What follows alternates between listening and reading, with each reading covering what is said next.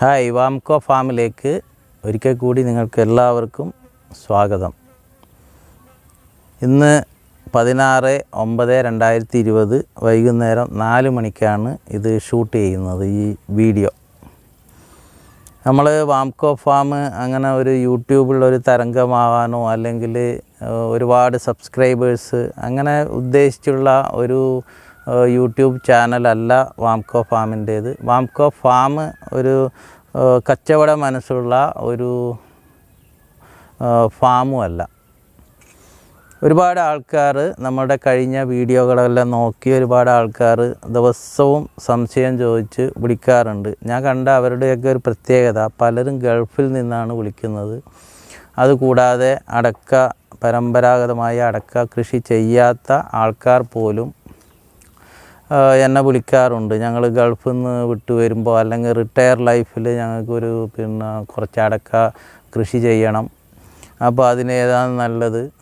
നമ്മൾ തൊട്ടടുത്ത നഴ്സറിയിൽ പോയി ചോദിച്ചു. അപ്പോൾ അവർ പറയുന്നത് C-മംഗളയുണ്ട്, അതുപോലെ മോഹിത് നഗറുണ്ട്, അപ്പോൾ അതൊക്കെ നല്ലതാണ് എന്നൊക്കെ പറഞ്ഞ്. അപ്പോൾ ഇവർ വിളിക്കുന്നതിൻ്റെ ഒരു ഉദ്ദേശം, ആ നഴ്സറിയെ നമുക്ക് വിശ്വസിക്കാമോ, അവിടുന്ന് എടുത്ത തൈയൊക്കെ നല്ലതാണോ.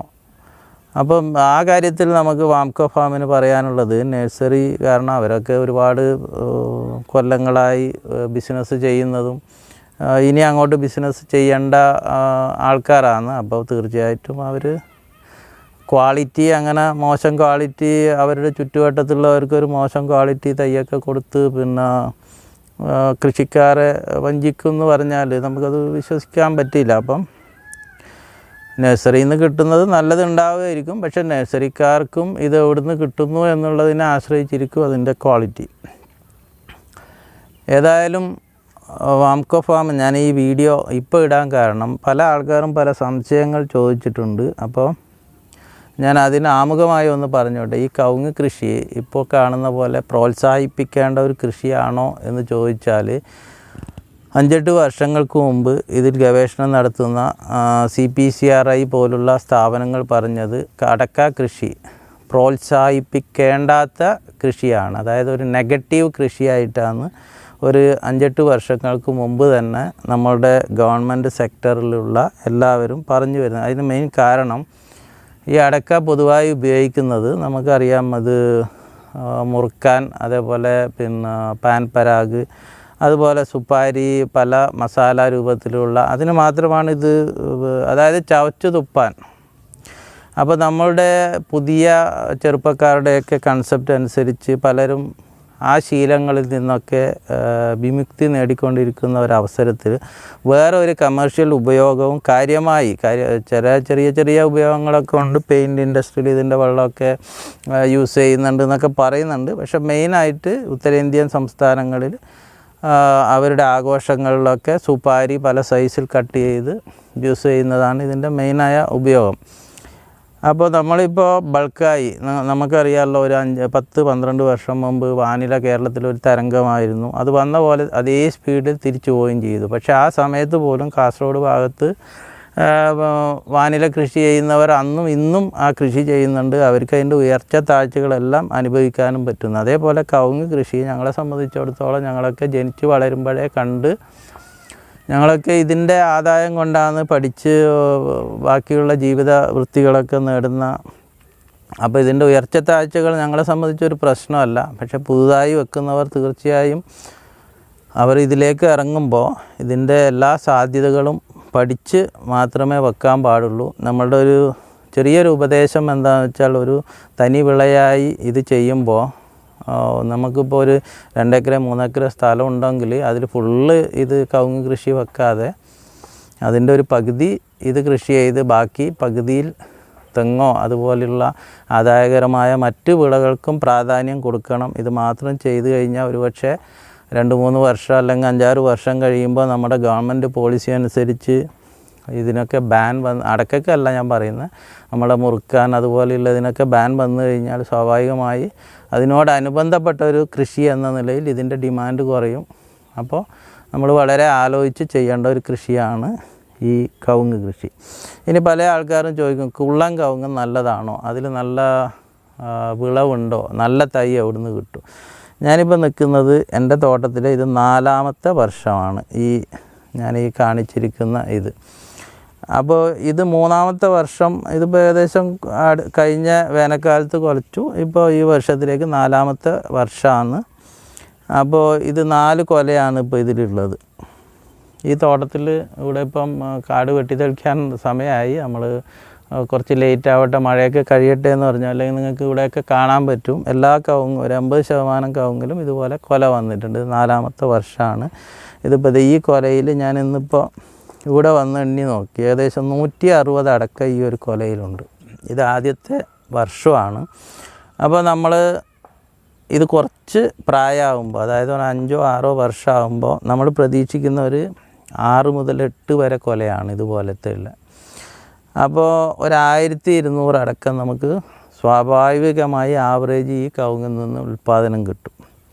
ഇതിപ്പോൾ 4ാമത്തെ വർഷമാകുമ്പോൾ ഇത് എൻ്റെ ഈ തല പൊക്കത്തിലാണ് ഇതിപ്പോൾ വരുന്നത്. ഇത് പരമാവധി ഇപ്പോൾ ഒരു 20 അടി 25 അടിയാണ് ഇതിൻ്റെ മാക്സിമം വളർച്ച. ഒരു 10-15 വർഷം വരെ ഇതിൽ നിന്ന് നല്ല ഉൽപ്പാദനം നമുക്ക് കിട്ടുള്ളൂ. അത് കഴിയുമ്പോൾ തല ഇങ്ങനെ നേർത്ത് വരും. സ്വാഭാവികമായും അത് നമ്മൾ വെട്ടിമാറ്റി വീണ്ടും ഇതുപോലുള്ള ഹൈബ്രിഡ്, അന്ന് ഏതാണോ നല്ല ക്വാളിറ്റി ഹൈബ്രിഡ് ഉള്ളത് തീർച്ചയായും അത് നടേണ്ടി വരും. പിന്നെ ഒന്ന് ചോദിക്കാനുള്ളത്, പറയാനുള്ളത്, കുള്ളൻ കവുങ്ങും ബാക്കിയുള്ള ഇനങ്ങളും തമ്മിൽ എന്തെങ്കിലും വ്യത്യാസമുണ്ടോയെന്ന്. ഈ കുള്ളൻ കവുങ്ങെന്ന് പറയുന്നത് ആദ്യമായി കാസർഗോഡ്, സൗത്ത് കാനറ ഭാഗങ്ങളിൽ ഉണ്ടായ നാടൻ ഇനം, നമ്മുടെ കാസർഗോഡ് നാടൻ, അതുപോലെ സുള്ളിയ, പുത്തൂർ ഭാഗങ്ങളിലുള്ള നാടൻ ഇനങ്ങളാണ്. CPCRI വന്നതിന് ശേഷം അവർ മംഗള എന്നുള്ള ഒരു പുതിയതായ വെറൈറ്റി അന്ന് കൊണ്ടുവന്നു. അപ്പോൾ മംഗളയ്ക്ക് ഒരുപാട് നല്ല വശങ്ങളുണ്ടായിരുന്നു, ദൂഷ്യവശങ്ങളുണ്ടായിരുന്നു. ദൂഷ്യവശം എന്ന് പറഞ്ഞാൽ ഒരു നിശ്ചിത കാലയളവ് കഴിഞ്ഞാൽ പിന്നെ അതിൽ ഉൽപ്പാദനം വളരെ കുറയും, പിന്നെ നമുക്കത് ഉപയോഗത്തിനില്ലാതെ. അതേപോലെ കനം, നാടൻ അടക്കയുടെ അടുത്ത് പോലും ഇതിൻ്റെ കനം എത്തില്ല. അപ്പോൾ എല്ലാ ഗവൺമെൻറ് സയൻറ്റിഫിക് സ്ഥാപനങ്ങളും പരീക്ഷണത്തിലൂടെയാണ് അവർ പുതിയ പുതിയ വെറൈറ്റി കണ്ടെത്തുന്നത്. സ്വാഭാവികമായി അവർ അടക്കയിൽ ഓരോ പരീക്ഷണം നടത്തി. അപ്പോൾ അടക്ക കർഷകർ വളരെ പ്രതിസന്ധിയിൽ, കാരണം ഈ മഹാളി രോഗം വരുമ്പോൾ സമയത്ത് മരുന്നടിക്കാൻ പറ്റില്ല, ഇത് വളരെ ഉയരത്തിൽ പോകുമ്പോൾ. അപ്പോൾ അതിന് പ്രതിവിധിയായി അവർ മംഗളയിൽ തന്നെ പല വെറൈറ്റിയും കൊണ്ടുവന്നു, Inter-Mangala അറിഞ്ഞ് കൊണ്ടുവന്നു. ഏറ്റവും അവസാനമായി അതിനൊരു C എന്നുള്ള പേരിട്ടിട്ട് ഒരു പുതിയ വെറൈറ്റിയും കൂടി കൊണ്ടുവന്നു. അതുപോലെ മോഹിത് നഗറിലും അവർ പരീക്ഷണം നടത്തി. ഒരു മോഹിത് നഗർ അവർ ഇറക്കിയിട്ടുണ്ടെന്ന് പറയുന്നു, ഞാൻ കണ്ടിട്ടില്ല അത്. അപ്പോൾ അങ്ങനെയാണ് ഈ Inter-Mangala വരുന്നത്. ഇത് കർണാടകത്തിലെ പല കൃഷിക്കാരും നന്നായി 8-10 വർഷമായി കൃഷി ചെയ്ത് നല്ല വിളവെടുപ്പ് നേടുന്ന കർഷകരുണ്ട്. ഞാൻ അങ്ങനെയുള്ള ഒരു ഫാമിൽ പോയി, ഫാം എന്ന് പറയാൻ പറ്റില്ല, ഒരു ബട്ടിൻ്റെ തോട്ടത്തിൽ പോയി. അവിടുന്ന് ഞാൻ നവംബർ ലാസ്റ്റ്, ഡിസംബർ ഒരു ആദ്യ വാരത്തിൽ ഞാൻ നേരിട്ട് പോയി അടക്ക കളക്ട് ചെയ്ത് എൻ്റെ തോട്ടത്തിൽ പാകി മുളപ്പിച്ച് നട്ട കവുങ്ങാണ് ഇത്. അപ്പോൾ എനിക്കിതിൽ ഉറപ്പുണ്ട്, ഞാൻ അവിടുന്ന് കണ്ട അതേ ക്വാളിറ്റിയാണിത്, അതേ പ്രായത്തിൽ ഇത് കുലച്ചു. അപ്പോൾ ഇതിൽ നിന്ന് നല്ലൊരു ഉൽപ്പാദനം കിട്ടുമെന്ന് എനിക്ക് വളരെ പൂർണ്ണമായ വിശ്വാസമുണ്ട്. പിന്നെ അടക്കയുടെ ഇനങ്ങൾ എന്ന് പറഞ്ഞാൽ മെയിനായി ഇപ്പോൾ ഈ മംഗള പല രീതിയിലുണ്ട്, മോഹിത് നഗറുണ്ട്, അതുപോലെ നാടൻ ഇനങ്ങളുണ്ട്.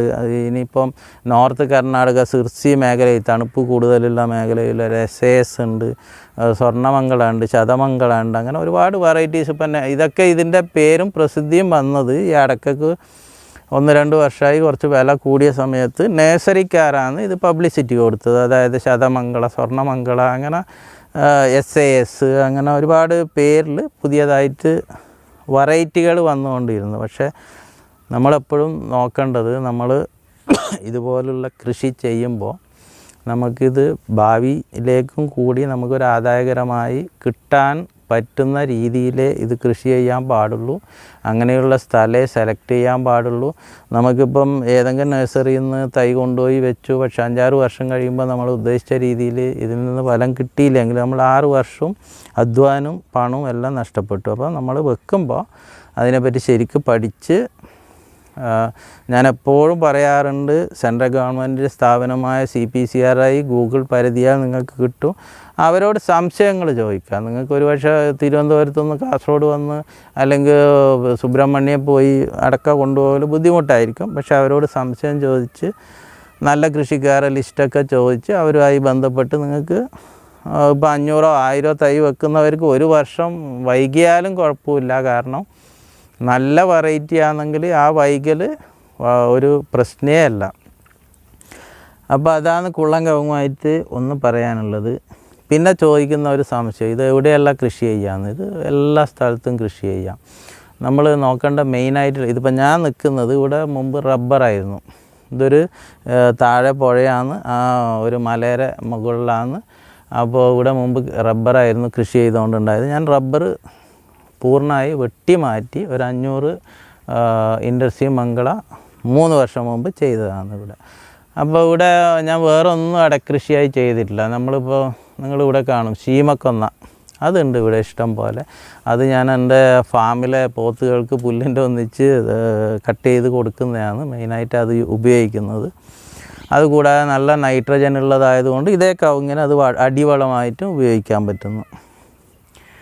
അപ്പോൾ വയലിൽ നടാവുമെന്ന് ചിലരുടെ സംശയം. നമുക്ക് മഴക്കാലമാകുമ്പോൾ വെള്ളം നിൽക്കുന്നപ്പോൾ വയലിൽ നടാം. തീർച്ചയായിട്ടും നടാം വയലിൽ. പക്ഷേ നമുക്ക് ഓവുചാലുണ്ടായിരിക്കണം. ഈ കുഴിയെടുത്തതിൻ്റെ സൈഡിലൂടെ നമുക്ക് വെള്ളം വാർന്നു പോകാനുള്ള സൗകര്യം ഉണ്ടെങ്കിൽ ഇത് വയലിലും നടാം. വെള്ളം കെട്ടി നിൽക്കുന്ന വയലിൽ പോലും ശരിക്കും നീർവാഴ്ച ഉറപ്പാക്കിയാൽ ഇത് വയലിലും നടാം, കുന്നിൻ പ്രദേശത്ത് നടാം, തട്ട് സ്ഥലത്ത് നടാം. പിന്നെ ചില ആൾ ചോദിക്കുന്നു തെങ്ങും വളപ്പിൻ്റെ ഉള്ളിൽ നടാൻ പറ്റുമെന്ന്. ഇത് നല്ല ഇടയകലുള്ള തെങ്ങാണെങ്കിൽ നമുക്കതിൻ്റെ സെൻറ്ററിൽ നോക്കി നടാം. പക്ഷേ അവിടെ ഒരു പ്രശ്നം എന്താ പറഞ്ഞാൽ ഇതിന് ഏറ്റവും കൂടുതൽ വെയിൽ, സൂര്യപ്രകാശം കിട്ടേണ്ട ഒരു ചെടിയാണ് ഈ കവുങ്ങ്. അപ്പോൾ വെയിലിൻ്റെ ലഭ്യത ഉണ്ടെങ്കിൽ നമുക്ക് എവിടെയും നടാം. പിന്നെ ആൾക്കാർ ചോദിക്കുന്നത് ഇത് ദിവസം നനക്കണോ, ആഴ്ചയിൽ ഒരിക്കൽ നനക്കണോ, അല്ലെങ്കിൽ ഒന്നരാടം നനക്കണോ? ഇതിന് ശരിക്കും പറഞ്ഞാൽ 2 ആഴ്ചയിൽ ഒരു പ്രാവശ്യം നമ്മൾ ഈ ചോട്ടിൽ നനച്ചു കൊടുത്താൽ മതി. ഇട നനക്കുന്നുണ്ടെങ്കിലും 2 ആഴ്ചയിൽ ഒരു പ്രാവശ്യം മതി. വലിയ വെള്ളമൊന്നും വേണ്ട ഇതല്ല, പക്ഷെ റെഗുലറായിട്ട് വെള്ളം കിട്ടണം. അതേപോലെ വളപ്രയോഗം വർഷത്തിൽ 4 പ്രാവശ്യം നിങ്ങൾക്ക് വളം ഇടാം. രാസവളമാണെങ്കിലും ജൈവവളമാണെങ്കിലും നിങ്ങൾക്ക് ഇടാം. ഇതൊരു ഹൈബ്രിഡ് ആയതുകൊണ്ട് പൂർണ്ണമായി ജൈവ രീതി പാലിക്കാതെ ഏതെങ്കിലും ഒരു വളം നമുക്ക് രാസവളം ഉപയോഗിച്ചാൽ, ഇപ്പോൾ പൊട്ടാഷ് രാസവളം ഉപയോഗിച്ചാൽ തീർച്ചയായിട്ടും ഇതിന് നല്ല ഒരു വരുമാനം ഇതിൽ നിന്ന് ലഭിക്കും, നല്ല ഉൽപ്പാദനം കൂടും. അതേപോലെ തന്നെ ഇത് എത്ര അടി നീളത്തിലും വീതിയിലും വെക്കണം. ഇപ്പോൾ ഇതുപോലെ കുന്ന് ചെരിഞ്ഞ ഒരു സ്ഥലമാണെങ്കിൽ നമ്മളിപ്പോൾ 10 അടി ഇങ്ങനെ നീളമാണെങ്കിൽ ഒരു 8 അടി വീതി അങ്ങനെ വെക്കുക. പിന്നെ പല ആൾക്ക് കുഴി എത്ര ആഴം വേണമെന്ന്, കുഴി ഒരു 3 അടി കുഴി എടുക്കുക. ഞാൻ വയലിൻ്റെ കാര്യമല്ല പറയുന്നത്, വയലിൽ ഒരിക്കലും അത്ര കുഴി എടുക്കരുത്. വയലിൽ പരമാവധി 1 അടി കുഴിയെടുത്ത് അത് മേൽമണ്ണ് കൊണ്ട് മൂടി കുറച്ചും കൂടി ഹൈറ്റ് വരുന്ന രീതിയിലായിരിക്കണം നടേണ്ടത്. ഇതുപോലുള്ള കുന്നും പ്രദേശത്തും സമതട്ടിലുള്ള ഒരു 3 അടി കുഴിയെടുക്കുക. 1 അടി മേൽമണ്ണും അതുപോലെ വളം, കാലിവളമോ എല്ലുപൊടിയോ അതുപോലെയുള്ള വേപ്പിൻ പിണ്ണാക്കോ അതൊക്കെ ഇട്ട് മൂടിയതിന് ശേഷം അതിൽ തൈ നടാം. ഇനി തൈ നട്ട് കഴിഞ്ഞാൽ അതിനെന്ത് വളം കൊടുക്കണമെന്ന്, തീർച്ചയായിട്ടും അടിവളം നമ്മൾ കൊടുക്കാൻ ശ്രദ്ധിക്കണം. അപ്പോൾ ഒരു 3 മാസം കഴിയുമ്പോൾ ചെറിയൊരു രാസവളം, ഇപ്പോൾ യൂറിയ ആണെങ്കിലോ അല്ലെങ്കിൽ പല സ്ഥലത്തും കോമ്പിനേഷൻ വളമുണ്ട്, 18, 18, 20, 20 അങ്ങനെ 17, 17 അങ്ങനെയുള്ള കോമ്പിനേഷൻ വളം ഏതെങ്കിലും കുറച്ച് ആദ്യത്തെ 2ാമത്തെ വർഷം ഇട്ട് കൊടുക്കുക. പിന്നെ നിങ്ങൾക്ക് പൂർണ്ണമായി ജൈവ രീതിയിലേക്ക് മാറുന്നതിൽ വലിയ പ്രശ്നമൊന്നുമില്ല. പക്ഷേ നിർബന്ധമായിട്ടും വെണ്ണീര് അല്ലെങ്കിൽ പൊട്ടാഷ് ഇട്ട് കൊടുക്കണം. പിന്നെ ഇതിൻ്റെ പരിചരണത്തിൽ വരുന്നത്, ഇത് മരുന്ന് തളിക്കണമെന്ന് നിങ്ങളിപ്പോൾ കണ്ടിട്ടുണ്ടാവും. ഇതിൻ്റെ വൈറ്റ് കളർ കാണുന്നില്ല, ഇത് ഞാൻ മഹാളിക്കെതിരായിട്ട് ഞാൻ ബോഡോ മിശ്രിതം തളിച്ചതാണ്.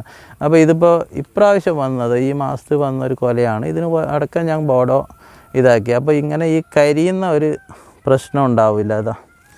കരിഞ്ഞു വരുമ്പോൾ ഇങ്ങനെ ഒരു ഇതുണ്ടാവും, അതിലിപ്പോൾ ഇതിൽ ഇല്ല. അപ്പോൾ സമയത്ത് നമ്മൾ മരുന്ന് കളിച്ച് കഴിഞ്ഞാൽ നമുക്ക് ഇതിലുള്ള ഉൽപ്പാദനം മുഴുവനും നമുക്ക് വിളവെടുക്കാൻ വേണ്ടി പറ്റും. പിന്നെ വളത്തിൻ്റെ കാര്യം ഞാൻ പറഞ്ഞു, കുഴിയെടുക്കേണ്ട കാര്യം പറഞ്ഞു, ഇതിനെ പരിചരിക്കേണ്ട കാര്യം പറഞ്ഞു. വളം ഇടുന്നത് ഞാൻ പറഞ്ഞില്ല, കൊല്ലത്തിൽ 4 പ്രാവശ്യം നിർബന്ധമായിട്ട് ഇതിന് വളം കൊടുക്കണം. വെള്ളം 2 ആഴ്ചക്ക് ഒരു പ്രാവശ്യം മതി, പക്ഷെ അത് മുടങ്ങരുത്, അത് റെഗുലറായിട്ട് കൊടുക്കണം നമ്മൾ. പിന്നെ മറ്റ് ഇനങ്ങളുമായി ഇൻറ്റർ-മംഗള, ഞാൻ ഇൻറ്റർ-മംഗളനെ മാത്രം ഫോക്കസ് ചെയ്ത് പറയുന്നില്ല. നമുക്ക് നല്ല നാടൻ കവുങ്ങ് നമുക്ക് വെക്കാം. പക്ഷേ നമ്മൾ ഒരു കാര്യം ശ്രദ്ധിക്കേണ്ടത്, ഇപ്പോൾ 300, 500 കവുങ്ങും തൈ വെക്കുന്ന ഒരാൾ പത്രത്തിലുള്ള വിലയോ അല്ലെങ്കിൽ വീഡിയോ കണ്ട് വെക്കുമ്പോൾ അവരാദ്യം അന്വേഷിക്കേണ്ടത് ആ പരിസരത്ത് അടക്ക പറിക്കുന്ന ആളോ അല്ലെങ്കിൽ കവുങ്ങിൽ കയറാൻ പറ്റുന്ന വിദഗ്ധ തൊഴിലാളികളോ ഉണ്ടോ എന്ന് അന്വേഷിക്കേണ്ടത് നിർബന്ധമാണ്. അവിടെ സുലഭമായി കവുങ്ങിൽ കയറുന്ന ആൾക്കാരെ കിട്ടുന്നുണ്ടെങ്കിൽ തീർച്ചയായും നിങ്ങൾക്ക് നാടൻ തൈ വെക്കാം. അതും നല്ല സൂര്യപ്രകാശത്തിൽ നല്ല വളവും വെള്ളമൊക്കെ കൊടുത്താൽ അതും ഹൈറ്റ് വെക്കുന്ന വളരെ കുറവാണ്. അങ്ങനെ വലിയ ഹൈറ്റ് വെക്കുന്ന അങ്ങനെ അറിഞ്ഞാൽ ഇടതങ്ങി വളരുമ്പോഴാണ് പെട്ടെന്ന് സൂര്യപ്രകാശത്തിന് വേണ്ടി മേലേക്ക് പോയി അത് മത്സരിച്ച് നീളം വെച്ച് പോകുന്നത്. അപ്പോൾ നമ്മളെപ്പോഴും കൃഷി ചെയ്യുമ്പോൾ അതിൻ്റെ തൊഴിലാളികളെ ലഭ്യത നമ്മൾ ഉറപ്പുവരുത്തണം. ഇനിയിപ്പോൾ ഇൻ്റർ-മംഗള വെച്ച ഒരു കൃഷിക്കാരനെ സംബന്ധിച്ച് വിദഗ്ധ തൊഴിലാളികളെ കിട്ടിയില്ലെങ്കിൽ പോലും നമുക്ക് നമ്മളുടെ സാധാ പണിക്കാർ വെച്ച് ഇതിൻ്റെ പരിചരണവും വിളവെടുപ്പൊക്കെ നടത്താവുന്നതാണ്. പിന്നെ ഇത് സ്വാഭാവികമായി നാടൻ അടക്കയാണ് വളരെ തൂക്കം കിട്ടുക. അതിനോട് കിടപിടിക്കുന്ന രീതിയിലാണ് ഇതുപോലുള്ള ഹൈബ്രിഡ് വിത്തിനങ്ങളുടെ ഉൽപ്പാദനം. അപ്പോൾ ഏകദേശം അത് സെയിമായിട്ട് വരും. പിന്നെ വയലിൽ വെക്കാമോ? വയലിൽ തീർച്ചയായിട്ടും വെക്കാം. കരപ്രദേശത്ത് വെക്കാം, തട്ട് സ്ഥലത്ത് വെക്കാം, ചെരിവുള്ള കുന്നുകളിൽ വെക്കാം, ഇതൊക്കെ വെക്കാം. പക്ഷേ നിങ്ങൾ ഏറ്റവും കൂടുതൽ ശ്രദ്ധിക്കേണ്ടത് നല്ല വളക്കൂറുള്ള മണ്ണിൽ ഒരു രോഗവും വരാതെ ഇതുണ്ടാവും. ചില ആൾ ഈ കല്ലൊക്കെ കൊത്തിയ പണയിൽ വെക്കും. നല്ലതാണ്, മണ്ണൊക്കെ ഇട്ട് വെച്ച് കഴിഞ്ഞാൽ സമയാസമയത്ത് വളമൊക്കെ കൊടുത്താൽ നല്ല വിളവെടുപ്പ് കിട്ടും. അപ്പോൾ ഇൻ്റർ-മംഗള തന്നെ വെക്കണമെന്ന് കുറേ ആൾക്കാർ വാശി പിടിക്കുന്നുണ്ട്. എനിക്ക് അവരോട് പറയാനുള്ളത് ഇത്രയേ ഉള്ളൂ. അവർക്ക് കാസർഗോഡ് പോലുള്ള വിദൂര പ്രദേശങ്ങളിൽ വന്നു പോകാൻ പറ്റുന്നില്ലെങ്കിൽ അവർ CPCROയായി ഫോണിൽ ബന്ധപ്പെടാം. അപ്പോൾ അവർ പറയും ഏതൊക്കെ കൃഷിക്കാരൻ്റെ അടുത്ത് നല്ല ഇതുണ്ട്, അങ്ങനെ ഇത്. ഇനി ഇതൊന്നും പറ്റാത്തവർക്ക് വാംകോ ഫാം, ഞങ്ങൾ നഴ്സറി ഇല്ല, ഇപ്പോൾ ഈ കാണുന്ന കൊലയിൽ നിന്ന് വിത്തെടുക്കാൻ പാടില്ല. കാരണം ഇത് ആദ്യത്തെ വർഷം കുലച്ചതാണ്. നമുക്ക് ചുരുങ്ങിയതൊരു 8-10 വർഷം പ്രായമായ കവുങ്ങുന്നേ വിത്തെടുക്കാൻ പാടുള്ളൂ. അപ്പോൾ നമ്മളിപ്പോൾ കുറേ ആൾക്കാർ നിർബന്ധം കൊണ്ട് നമ്മൾ 2 തരത്തിൽ ഇപ്പോൾ ബുക്ക് ചെയ്തിട്ടുണ്ട്. ഒന്ന് CPCRI സുബ്രഹ്മണ്യ ബുക്ക് ചെയ്തിട്ടുണ്ട്. അവിടെ ഇപ്പോൾ ഈ കോവിഡിൻ്റെ ഒരു ചെറിയൊരു പ്രശ്നമുണ്ട്.